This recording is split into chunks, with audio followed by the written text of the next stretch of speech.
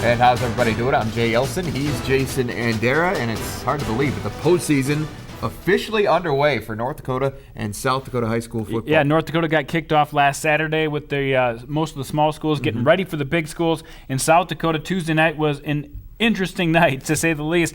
More interesting than most first rounds. Yeah, several games went as expected on Tuesday, but there were a handful of surprises. And we kick off our Varsity Sports South Dakota Rewind with one of them. T-Area thumped Vermillion 41-14 in the regular season. But Tuesday's rematch was a very different game. This time it was the Tanagers jumping out to the early lead. Only to see the home team fight back. The Titans paired a much stronger defensive performance with 2 second-half touchdowns to send the game to overtime, tied at 14. T then took the lead with a field goal in that extra frame. But it wasn't enough because Reagan By took the Tanagers into the end zone. Vermillion prevails 20-17 in OT. And then obviously we made a great stop defensively there in the end zone to lead them to a field goal in overtime. Then we had a great toss and put it in. He said toss right, and I knew that Matthew was going to be out there for me blocking, so I knew I could just make a play somehow, make a cut somehow when he's made that block, so I just knew that I was going to get in the end zone. In other 11A action, West Central made quick work of Cheyenne Eagle Butte. The Trojans scored 35 first-quarter points and coasted to a 56-0 win that was called at halftime. Up next for West Central will be Lennox. The Orioles dominated Dakota Valley, outgaining the Panthers 351-34 en route to a 35-14 win. Jacob Lackus led the way. The junior picked off a pass in the first drive of the game and eventually added 3 touchdowns. In Class 11B, St. Thomas More had no problem with Bennett County on Tuesday. They won 52-8 with the help of their quarterback, Matt Eastmo. He was 4 for 7, 121 yards, and 3 touchdowns passing. Now St. Thomas More gets to host Bonham in the quarterfinals. McCook Central Montrose survived a bit of a scare from Tri-Valley. The Mustangs turned an early Fighting Cougars turnover into an early 7-0 lead, but the turning point came in the third quarter. Tri-Valley leading 7-6, goes for it on 4th and 1 from its own 29 and doesn't get it. MCM's Jerry Kappelman took it in 5 plays later for the go-ahead score, and that was it. The Fighting Cougars survive and advance 14-7. They'll face Aberdeen Roncalli in Monday's quarterfinals. Well, coming up, we'll scan the North Dakota playoff landscape, but up next, we'll dig a little deeper into the South Dakota playoff picture with Chris Tubbs from KWSN Radio. Varsity Sports on Midco Sports Network is presented by AE Tech Electrical Training Center in Rapid City. Varsity Sports on Midco Sports Network is presented by Shields. Welcome back to Varsity Sports. Now we're joined by Chris Tubbs of KWSN Radio here in Sioux Falls, South Dakota. He knows a lot about high school sports. He talks to the coaches every week on your coaches show. It's time to dig into this mind and find out what you know about 11 AAA. Let's start in 11 AAA. I want you to put a percent chance, kind of like the weathermen do on the rain. What's the percent chance that Lincoln actually does what they did last year and go all the way? I was thinking about this over the last couple days, and Lincoln is very dynamic, but I will give them better than 50-50, but less than 75. I say 60% that Lincoln can repeat as the 11 AAA champions. They've really progressed. I think they've really matured this year. Braxton Lodge, we were wondering who was going to replace Caden Quintanilla. You lose one of the most dynamic runners we've ever seen in 11-man football.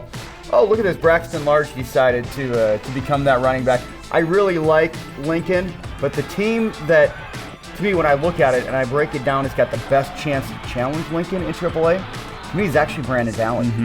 Because Brandon Valley, Roosevelt, if I look at Roosevelt, Terrence Christian, Jet Dune has done a great job, but they rely too much on Chase Vinatieri. You shut down Chase Vinatieri and Jake Bear, you have a chance to beat Roosevelt. I like Roosevelt's linebackers, but you look at Brandon Valley, 8 games, 323 points, just over 40 points per game. Lincoln, 8 games, 323 points. The exact same point margin. All right, well, let's move to 11 AA. Yankton so far this season has been perfect. Does anybody give them a contest? Anybody challenge them come playoff time? I really thought at the beginning of the year that Harrisburg with Jonathan Kabambi, because I love watching this kid run, 5'11", 211 pounds, and he's just physical. But the problem is the inconsistency with Harrisburg. They have a hard time throwing the ball with Shea Slaughter. The only team to me that can give them a run is Brookings, and they've got that 3-headed monster. Everybody knows about Mikey Daniel. But Gerald Maxwell, the fullback, and Dalton Bird as well. Just a little 5'7" scat back. They love the misdirection. They're running him out of the slot. Just very, very underrated. That's the only team that I think could give Yankton a challenge. But here's the thing with Yankton.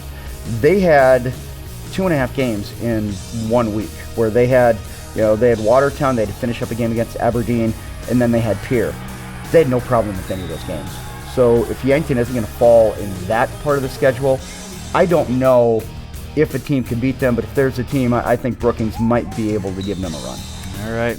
Now in 11A, West Central over the past 3 weeks has put up, or past 3 games I should say, have put up over 50 points. Now, do they belong in that conversation with the top 2 teams, everybody's top 2, Madison and Del Rapids? Do they belong in that crowd? I think they do. I think they do for the very reason that you mentioned. 55, 55, and 56 points, 3 consecutive weeks. And I think when you take a look at the 2 losses that they had to Del Rapids, 34-25, and 21-9 to Madison earlier, that was a game that they actually led 2-0. And I know, 2-0 might not be much, but to get an opening safety, and Kent Mueller's teams just are not going. I don't think you can ever look at a Kent Mueller coach team and say, well, they're going to be an afterthought. I really do think that West Central, they can give Dells and Madison a run, but for me, I still think Dells was my preseason favorite in 11A. Yeah. And I'm still on that Quarrier bandwagon. But any combination of the 2 of those 3, I wouldn't be surprised. Okay. Well, we're going to talk to more with Chris. Go to midcosn.com, click on blog, and you can see more about the 11B and some of the 9-man ranks. But next, we're going to move up north. We're going to talk to Lee Timmerman of KFYR-TV. Stay with us on Varsity Sports. Varsity Sports on Midco Sports Network is presented by AE Tech Electrical Training Center in Rapid City. Varsity Sports on Midco Sports Network is presented by Shields. And welcome back to Varsity Sports. While the playoffs kicked off for small schools over the weekend, the big guys were wrapping up their regular season, and that's the focus of our Varsity Sports North Dakota Rewind. West Fargo is living proof that a good defense is every bit as valuable as any offense. The Packers stifled Fargo South's high-powered attack on Friday, rolling the Bruins 44-10 on their home field to earn a share of the EDC championship. Jay Gibson's team kept James Johannesson in check all night, holding the future Gopher to a season-low 88 yards on 23 carries. His counterpart, on the other hand, had a huge night. West Fargo's Sam Olsen piled up 161 yards and 3 touchdowns on the ground. Davies got 3 passing touchdowns from Aiden Hartness, 2 to his brother Tristan, and then 2 touchdowns from Ty Giocum to give the Eagles a 40-13 win over Fargo North. The win secured that number 1 seed in the East for Davies. They now get ready to host Dickinson on Friday night. Bismarck moved Mandan out of the way to run for 324 yards and a 43-13 win in WDA action. Jackson Ford topped the 1,000-yard mark for the season with 131 yards on the ground and 2 touchdowns. Demons finished the regular season undefeated and now have a rematch against Grand Forks Red River, a team they beat 52-29 back in August. It was on Thursday night that Century got a 42-13 win against Williston to help secure that number 2 spot in the West. Their quarterback, Chris Kraft, threw for 93 yards and 2 touchdowns, also rushed for 48 yards and 2 touchdowns. In Class 2A, Bismarck St. Mary's have featured several different backs this season. Friday night was Noah Krebs' turn to shine. He carried the ball 33 times for 230 yards and 3 scores as he came back from injury. Saint's stingy defense, meanwhile, held Minot Bishop Ryan to a late fourth-quarter touchdown as St. Mary's beats the Lions 38-7 to cap off an unbeaten regular season. All right, well, with Friday's win over Mandan, Bismarck, as we said earlier, capped off yet another undefeated regular season. How do they keep on doing it? We'll see if KFYR-TV's Lee Timmerman can answer that question next. You're watching Varsity Sports. Varsity Sports on Midco Sports Network is presented by AE Tech Electrical Training Center in Rapid City. Varsity Sports on Midco Sports Network is presented by Shields. And welcome back to Varsity Sports. Well, the 3A playoffs in North Dakota set to kick off on Friday night across the state. 4 games going on, and we are going to have cameras at all 4 of those, and you're going to be able to catch highlights coming up here on Varsity Sports Live with Jason and Tom Neiman. That starts 10:30 Friday night as usual, and we look forward to that, but we want to learn a little bit more about the scene out west, both in 3A and in Class 2A, and for that, we bring in KFYR-TV's Lee Timmerman. And Lee, Bismarck just keeps on trucking. The Demons, yet again, the odds-on favorite heading into the playoffs. How has this program managed to sustain this ridiculous run of success? Well, I think it's the one thing you'll find in most successful programs. It's called coaching, and and it's not just Mark himself or Coach Gibson himself, because you may recall a short time ago he missed some games, and his staff just took teams and kept on going. Dale Colby, his defensive coordinator, has been there a long time, but I think the biggest thing too is Coach Gibson teaches the offensive line. I think he's one of the best coaches in North Dakota, and he teaches the offensive line. And, Bismarck High had some question marks a little bit at the beginning of the year. One of those was tailback, but you've seen the highlights. Jackson Ford has looked a little like, Weston Dressler, Jake Miller, Ricky Galindo, a lot of those guys at times. But I think it's up front. Well, I know it's hard to compare East versus West. Don't play a lot of games with each other, especially since the beginning of the season. But which do you think has more depth right now? Well, I think the East has more depth, but my general opinion on AAA football, I'm not convinced there's a really good AAA team in the state. And that just goes from looking at, being around a while and observing. Bismarck High, is undefeated, number 1 ranked, and I'm not sure that Coach Gibson would take his current team over any of the teams he's had the last decade. And this Demons team, as we've talked about, is undefeated, number 1 ranked, and might win a state title.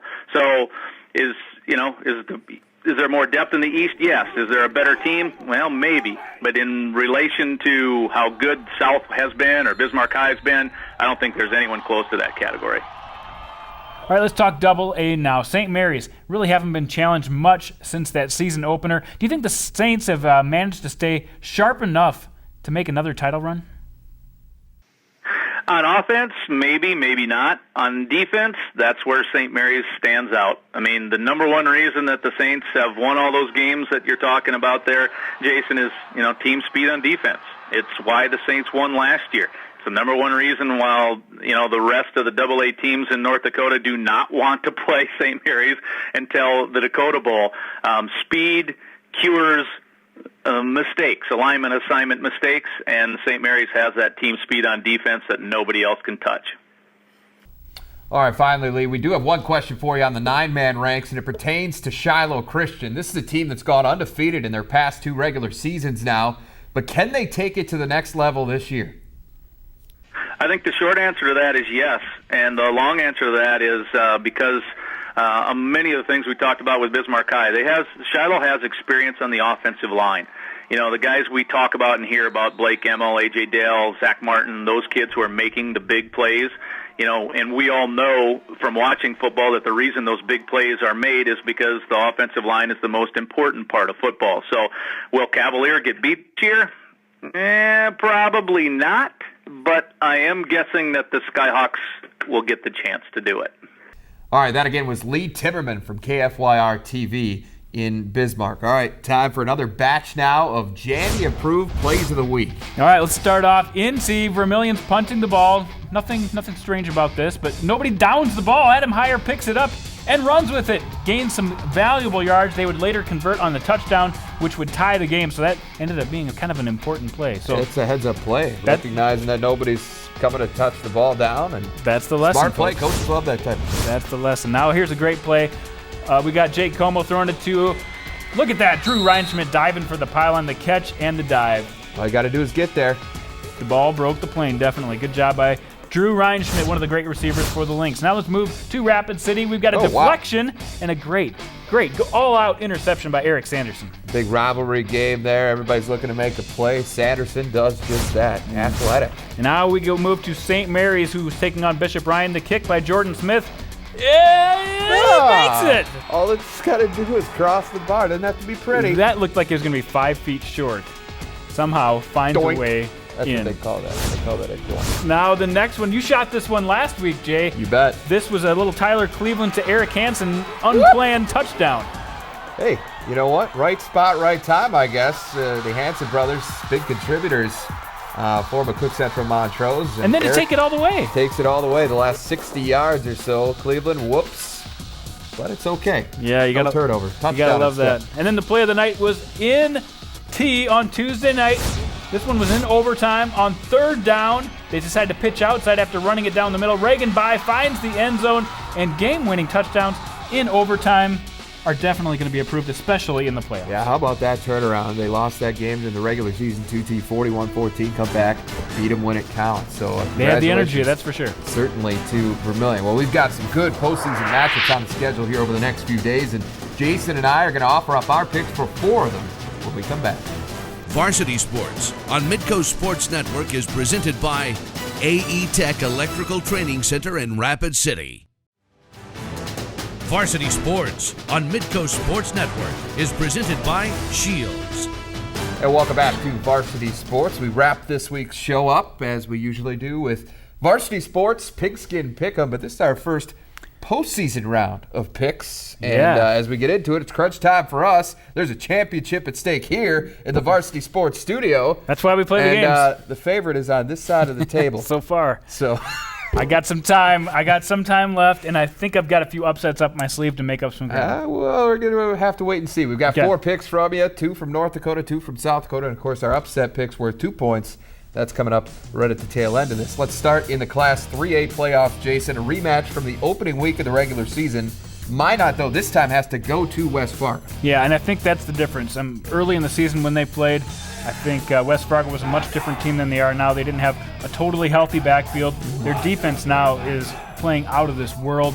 They do have to contend with some pretty good offensive weapons from Minot, though. I mean, Ben Belinsky, Carter Gorney are the real deal, but I don't think they're going to be able to keep up with West Fargo. I'm going to have to go with the Packers. Yeah, 20-12 was the score in that opener back on August 29th. But you mentioned it there, the defense for the Packers. Unreal. On another level for most teams, let alone Minot, I think. They've given up just 72 points in 9 games. It's an average of 8 per. They've got 3 shutouts. 2 of those have come at home. This time of year, you love to have a good defense. I think West Fargo is going to get the win there. Also in North Dakota, in the 9-man ranks, this is a pretty good one here. Richardson Taylor Hebron, 9-1, traveling to TGU, also 9-1. The power running team of Richardson Taylor Hebron, the Raiders got it done late in the game last week on last Saturday to advance, and I think people might think that's a sign of weakness. I think that's going to make them a better team come this Saturday, and I think they take out a very good TGU team. Always good to be battle tested. I think there's no question about that, but at the same time, this time heading to TGU, plays in the same region as that St. John's team. St. John actually beat TGU earlier in the season. I remember very well. TGU 5-0 at home this season. They're outscoring their opponents by an average of 49-14 in those games. Again, defense this time also being at home coming into the equation. I like TGU to get the win, so maybe a chance for you to gain a game on me there. In South Dakota Class 11 AA playoffs, Mitchell at Harrisburg. This one, by records, doesn't look that far off, but I think Harrisburg has to be a pretty heavy favorite here. Yeah, Harrisburg's lost 4 in a row. Mitchell's actually been playing a little better as of late, but these first-round matchups in AA and AAA, not a lot of compelling matchups, to be honest with you. But Mitchell, I think, will make it more of a game than most people think. They'll do better than they did the first time around against them. Decent quarterback in Cannon Nelson. But Harrisburg, they play well, and they'll play well at home. I think they'll get the win here. See, I don't think Harrisburg is going to allow this game to be all that close. I'd like the Tigers to win, kind of going away. They played a ridiculously tough schedule down the stretch with a mix of teams from 11 AA and 11 AAA. Brookings, Brandon, Lincoln, Brandon Valley, all those guys. They lost all 4 of them, but those are good teams. Yep. Every one of those is a state championship contender in their class. So I like Harrisburg to win comfortably there. Finally, Pierre travels to Douglas. Now, Pierre comes into this game 3-5. Douglas is 7-1, but I don't know that you can draw much off of those records. Yeah, I look at some of the other rankings around the state, and they consistently have Douglas ranked above Pierre. In my power rankings, I've never let Douglas get above Pierre because Pierre is a superior team. Mm-hmm. They've had a much tougher schedule. Douglas hasn't had a real test since the St. Thomas More game, and they didn't pass that test. Right. They're a good running team. They will give Pierce some problems, but Pierre in the second half, I believe, will pull away, and Brevin Kaiser has really become one of the top quarterbacks in AA. Yeah, Douglas, again, 7 wins, 3 of those victories, though, coming against 11A competition. Their one loss was to a team from 11B in St. Thomas More. Pierre hasn't exactly beaten anyone of note either, but they took O'Gorman to overtime. Exactly. They took Aberdeen Central to overtime. I think just Pierre plays a much tougher schedule and has shown that they can hang with some of the better teams in their class. So I like Pierre as well. Finally, our upset picks of the week. This ought to be good. I've got to go with Carrington on the road to get a win over Larimore. Larimore last week gave up 40 points to Hillsborough Central Valley, and earlier in the season, you saw Carrington pretty much dominate them. So Seth Aberea and the rest of the Carrington Cardinals get the upset. I like Killdeer in Class A to get the win over undefeated Rugby on Rugby's home field. And here's why. The Cowboys played Hazen tough. This was a team that you had ranked pretty high early on in the season, in your preseason rankings. Number 2, I believe. And you had to at least wonder if they weren't maybe going to be right on point with Hazen. Well, we saw at the end of the regular season, Hazen just a little bit better. But team speed is a huge thing for Killdeer, and I think a lot's going to depend on the play of quarterback Trenton Rohr. If he has a big game, I like the Cowboys to upset Rugby in the 1A playoff. I might get you this week. Yeah, we'll see. I guess time will tell. All right, for Jason Andera, I'm Jay Elson. We'll see you next week. Don't forget to tune back in Friday night for another edition of Varsity Sports Live.